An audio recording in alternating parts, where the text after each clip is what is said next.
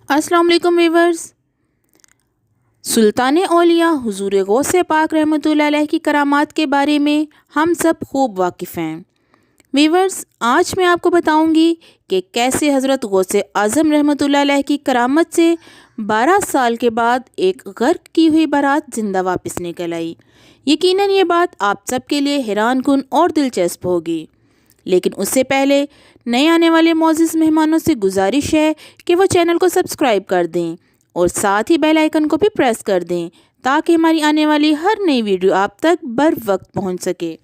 दोस्तों, वाक़या कुछ इस तरह से है कि सरकार गौस आज़म रहमतुल्लाह अलैह दरिया के किनारे पर तशरीफ़ ले गए। वहाँ पर आपने एक 90 साल की बुढ़िया को ज़ारो कितार रोते हुए देखा, जो बहुत गम से निढाल थी और रोती ही चली जा रही थी। आप रहमतुल्लाह अलैह उस बुढ़िया के पास गए और उसके रोने की वजह पूछने लगे। आपका एक मुरीद जो कि आपके साथ ही था कहने लगा, ए मेरे मुर्शद, इस ज़ईफ़ा का एक नौजवान बेटा था, उसकी शादी हुई थी।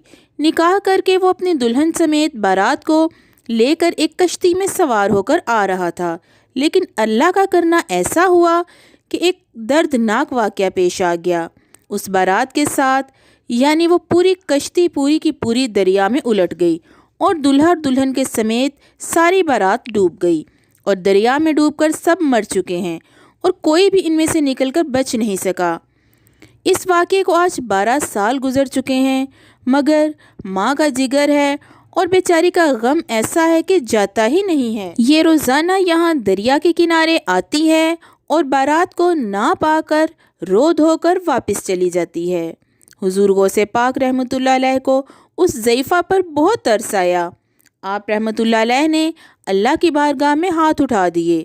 कुछ देर तक कुछ ज़हूर ना हुआ। बेताब होकर बारगाह इलाही में अर्ज़ की कि या अल्लाह, इस कदर ताख़ीर की क्या वजह है? फिर इरशाद रब्बी हुआ, ए मेरे प्यारे, ये ताख़ीर खिलाफ़ तकदीर नहीं है। हम चाहते तो एक हुक्म से कुन फरमा देते और तमाम ज़मीन व आसमान पैदा कर लेते, मगर हिकमत का तकाजा ये है कि 6 दिन में ज़मीन और आसमान पैदा किए गए। बारात को डूबे हुए 12 साल हो गए। अब ना वो कश्ती बाकी रही है और ना ही उसकी कोई सवारी। तमाम इंसानों का गोश्त दरियाई जानवर खा चुके हैं। रेज़ा रेज़ा अज्ज़ाए जिस्म को दोबारा इकट्ठा करवा कर एक ज़िंदगी के मरहले में दाखिल कर दिया है। अब उनकी आमद का वक्त है। अभी ये कलाम इख्तिताम को भी ना पहुंचा था कि यकायक वो कश्ती अपनी तमाम तर साजो सामान के साथ बमा दुल्हा और दुल्हन पानी की सतह पर नमूदार हुए और चंद ही लम्हों में किनारे तक पहुंच गए। तमाम बाराती हज़रत गौस आज़म रहमतुल्लाह अलैह से दुआएं लेकर खुशी खुशी अपने घर पहुँचे।